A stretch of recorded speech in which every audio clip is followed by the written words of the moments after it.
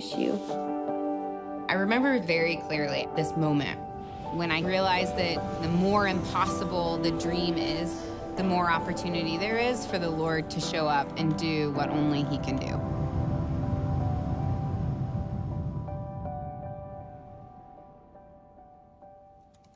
I had studied journalism, and throughout my time in university, I became more interested in social justice issues. And I was like, well, I know how I could do this. Ever heard of Nick Kristof? Journalism plus social justice, like, here we go.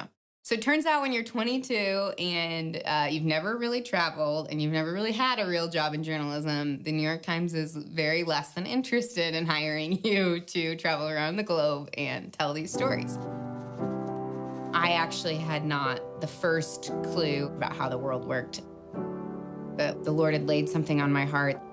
I felt this call, and so I decided to buy a one-way plane ticket to Uganda.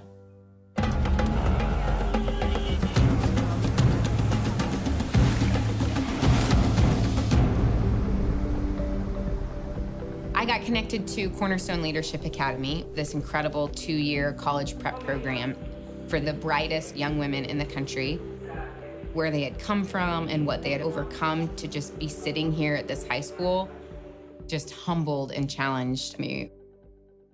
These young women were facing this 9-month gap between high school and university. Back in the village, they faced the incredible amount of social pressure to get married, to start having kids, to not continue their educational path. And then also the reality of them not being able to find a job to pay for university. All of this energy to really become change makers and leaders in Uganda could really dissipate. All of a sudden, those massive social justice issues became 25 faces in a very specific problem.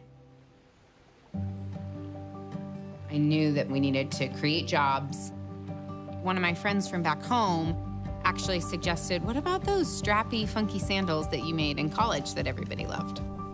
So I went to the school and I hired 3 young women, Mary, Mercy, and Rebecca, and I showed them how to make these sandals. And I said, if you make these sandals for the next 9 months, I promise that you'll go to university in the fall.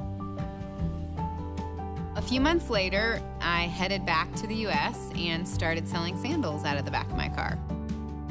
By the end of that summer, we had sold enough sandals to send Mary, Mercy, and Rebecca to university.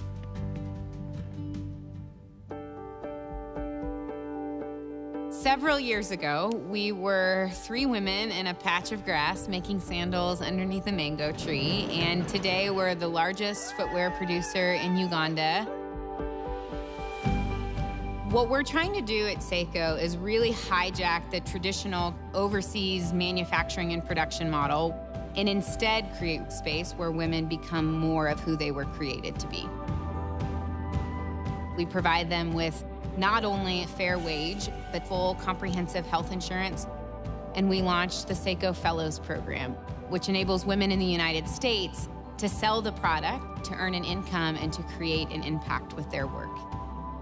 Every dollar of Sseko product that a Sseko Fellow sells in the United States directly contributes to her soul sister's university scholarship back here. Last year, we were able to grant each of our university-bound women with a 400% scholarship towards college. And 100% of the women have continued on to university and are either currently in school or have graduated from college and are out in the marketplace pursuing their dreams. I am shocked at how many people go through life without having someone look them in the eye and say, you are awesome, you are bold, you are smart, my company will be better, my community will be better if you will be a part of it. It's really remarkable how transformative that can be for someone. When we first started Sseko, we had no background in business, we had no background in fashion, we had no background in manufacturing. But for me, I've actually realized that the Lord is so graciously inviting me into this story. My job is to just show up and say yes.